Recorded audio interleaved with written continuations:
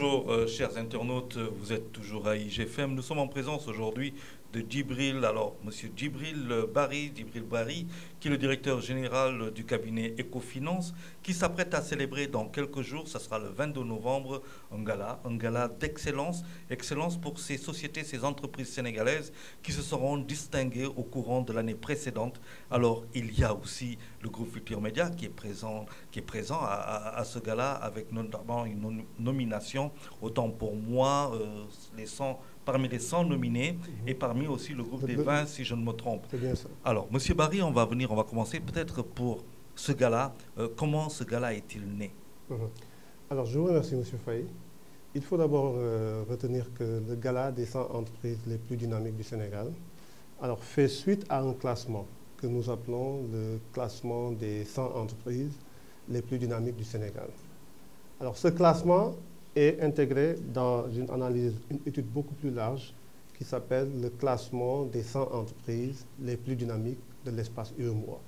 Donc, pour les 8 pays de l'UEMOA, nous sommes en train de faire un classement par pays qui nous permet de déterminer le top 100 des entreprises les plus dynamiques de chaque pays. Alors, comment nous le faisons? Nous partons toujours d'un panel de 500 entreprises et sur la base de ce panel, nous arrivons à sélectionner les 100 entreprises les plus dynamiques sur la base de 4 critères.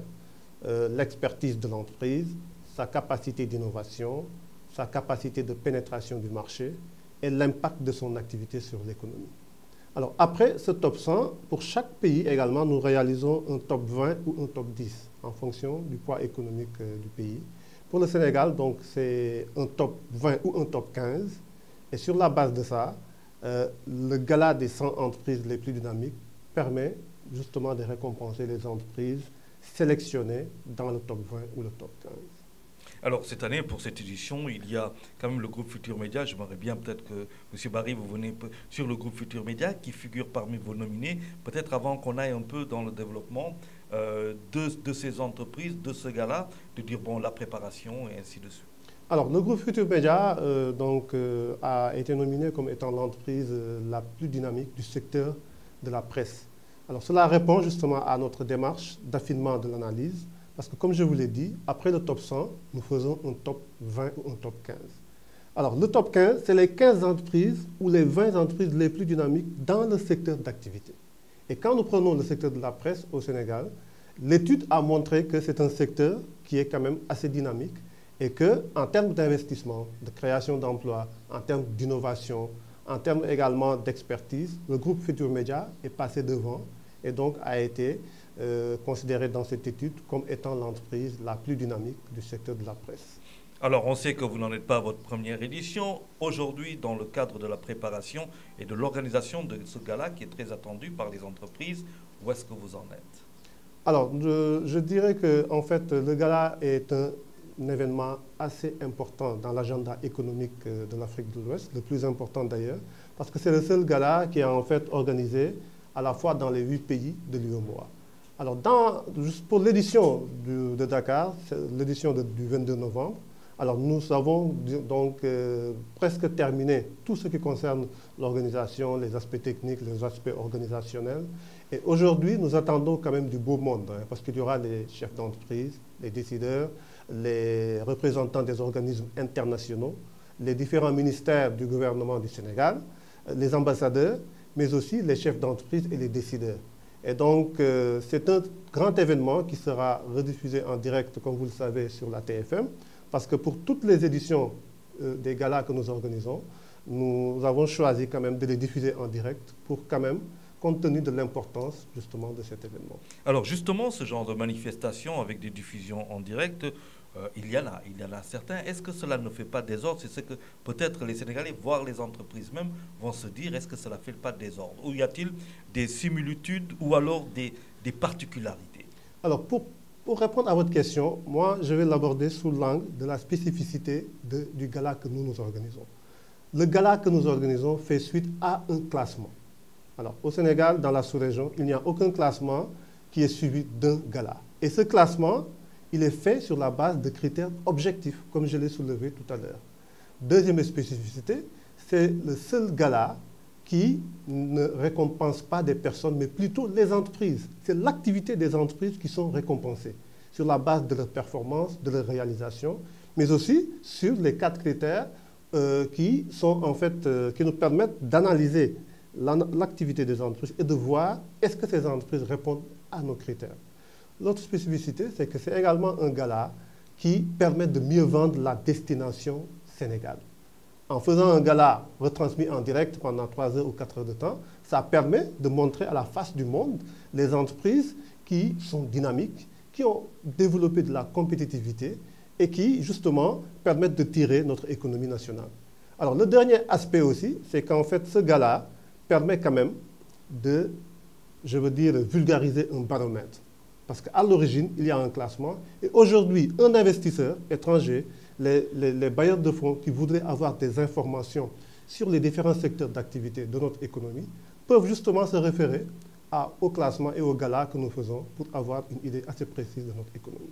Alors justement, vous dites que vous avez parlé de Destination Sénégal en termes d'investissement. Vous avez parlé aussi d'un gala qui se veut une vitrine de cette même économie. Alors aujourd'hui, le cabinet Ecofinance, justement, peut-il nous dire par rapport à cette économie, par rapport à ce secteur privé, quel est le dynamisme de ce secteur privé? Est-ce qu'on peut compter avec un secteur qui ira de plus en plus de l'avant? Quels sont les principaux, d'ailleurs, blocages de ce même secteur privé?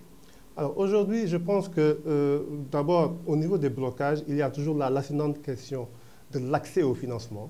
Et je pense qu'il y a énormément d'efforts à faire sur ce plan-là, aussi bien du côté des structures de financement, mais également du côté des entreprises. Parce que pour pouvoir gagner la confiance justement des banques, il faudrait aussi qu'il y ait une amélioration du système d'organisation de nos entreprises, que des projets bancables soient mis en place et que des études de faisabilité assez, disons, objectives soient réalisées par les entreprises. Alors, à un autre niveau, je pense que ce qui pourrait également être considéré comme justement un blocage au niveau de nos économies, c'est l'accès à l'information. C'est d'ailleurs un des objectifs du classement et du gala que nous faisons.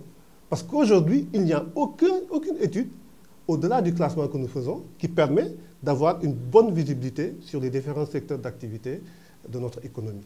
Une dernière peut-être question avant de nous quitter. La fiscalité est quelque chose qui est souvent décrié du côté du secteur privé, et notamment d'une petite fourchette, parce qu'il n'y a pas beaucoup, semble-t-il, beaucoup d'entreprises, elles sont très peu en tout cas à payer par rapport au grand nombre. On parle d'un secteur informel qui pèse 50% du PIB. Est-ce que vous pensez aujourd'hui qu'il n'y a peut-être pas une idée à pousser dans le secteur justement de cette fiscalité? Alors, je pense que du côté de l'État, il va falloir quand même trouver des solutions pour essayer justement de trouver des modèles assez adaptés au secteur informel. Bon, le poids de notre économie est dominé par l'informel. Je pense que ça, c'est des aspects à corriger. Et donc, sur le plan de la fiscalité, c'est aussi un manque à gagner pour l'État. Il faudrait réfléchir à un modèle qui soit assez souple et assez adapté à ce secteur, en vue de leur permettre de pouvoir faire des contributions sur le plan fiscal, mais aussi de pouvoir aller vers le formalisme de leur structure. Bon, il faudrait également, je pense, même du côté des entreprises déjà établies, qui sont formelles, que l'État puisse également voir quelles sont les formules qui pourraient permettre justement que l'impôt ne tue pas l'activité des entreprises. Alors justement, peut-on savoir, y a-t-il un thème pour ce présent gala cette année? Alors, le thème que nous avons en fait choisi, c'est également le thème, disons, en fait, du dynamisme et de l'émergence économique. Parce que vous le savez, l'État du Sénégal vient de lancer le plan Sénégal émergent. Et je pense que quand nous parlons d'émergence, c'est avant tout le dynamisme des entreprises. Si les entreprises n'investissent pas, ne créent pas d'emplois, si les entreprises n'apportent pas des innovations sur le marché, je pense qu'il sera difficile à une économie de prétendre à l'émergence. Et voilà, justement, c'était pour dire que nous étions avec M. Barry. M. Barry, qui est le directeur général du cabinet Ecofinance. C'était le premier numéro de Biz and Economy. Voilà, Monsieur le Président, en vous souhaitant une très belle soirée le 22. Merci bien. Merci. Alors.